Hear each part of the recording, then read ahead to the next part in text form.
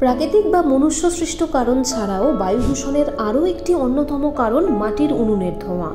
আজও গ্রাম বা শহরাঞ্চলে লক্ষ লক্ষ পরিবারের ভরসা এই মাটির উনুন, কিন্তু এর বিষাক্ত ধোঁয়া প্রবল বায়ু দূষণ সৃষ্টি করে, ফলে পরিবেশ ও মানুষের স্বাস্থ্য দুই ক্ষতিগ্রস্ত হয়। তাই বায়ু দূষণ রুখতে পশ্চিমবঙ্গ দূষণ নিয়ন্ত্রণ পর্ষদের অভিনব হাতিয়ার স্মোকলেস কুক স্টোভ, যা ইতিমধ্যেই কয়েক হাজার পরিবারের হাতে তুলে দেওয়া হয়েছে।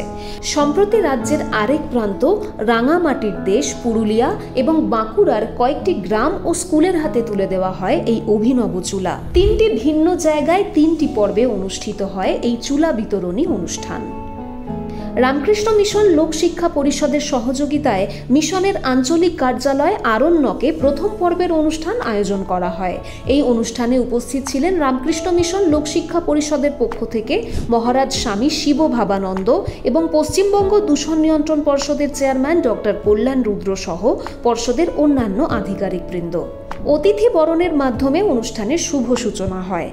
পরিবেশ ও স্বাস্থ্যকে সুরক্ষিত রাখতে স্মোকলেস কুক স্টোভ ব্যবহার করা কতটা জরুরি সেই বিষয়ে পর্ষদের মাননীয় চেয়ারম্যান ও মিশনের মহারাজ তাদের মূল্যবান বক্তব্য রাখেন। এই যে চুলাটা আপনি দেখছেন, এটা একটা অত্যন্ত আধুনিক, এটা অনেক গবেষণা করে, এটা আমরা দেখিয়ে দেবো কি করে জ্বালাতে হবে। আপনি যা জ্বালাচ্ছেন, কাঠ হোক, কয়লা হোক, পাতা হোক, গোবর হোক, তাই জ্বালান। এটাতে দুটো জিনিস হবে। একটা হচ্ছে আগের উনুনে আপনি যা উত্তাপ পেতেন তার থেকে তারা বেশি উত্তাপ পাবেন, রান্নাটা তাড়াতাড়ি হবে, আর ধোঁয়াটা প্রথম দিকে অল্প একটু হয়ে তারপরে ধোঁয়াটা বেরিয়ে যাবে। তাহলে আপনার স্বাস্থ্য ভালো থাকবে, বাইরের বাতাসটা ভালো থাকবে। আপনাদের যে পারিবারিক যে রান্না, অর্থাৎ সারাদিন যে রান্না বা খাওয়ার উপরে আবার নির্ভরশীল হয়ে থাকেন, সেটা সেই চুল্লি যে উনুন যে আপনারা ব্যবহার করেন তার বদলে একটা উন্নত মানের চুল্লি আপনাদের দেওয়া হবে। এবং আপনাদের একটাই অনুরোধ যে চুল্লি কিন্তু আপনাদের ব্যবহার করতে হবে।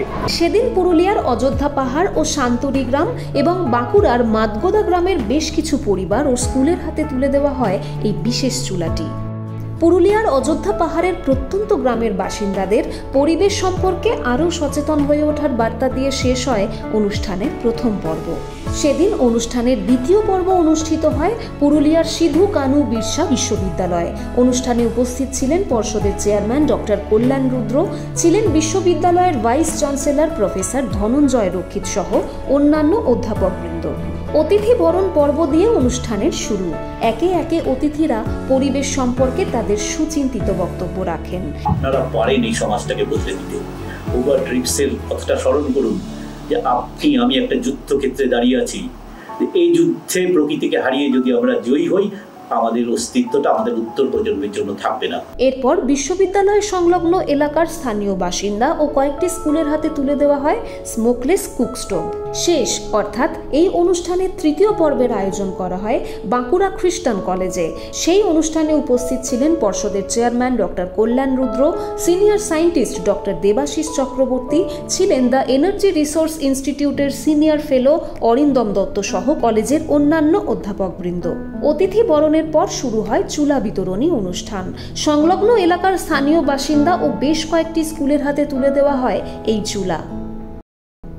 স্বতঃস্ফূর্তভাবে মানুষ গ্রহণ করে এই চুলা। আশা করা যায় এর সঠিক ব্যবহার বায়ু দূষণ কমিয়ে পরিবেশ ও মানুষের স্বাস্থ্যকে সুরক্ষিত রাখতে সাহায্য করবে।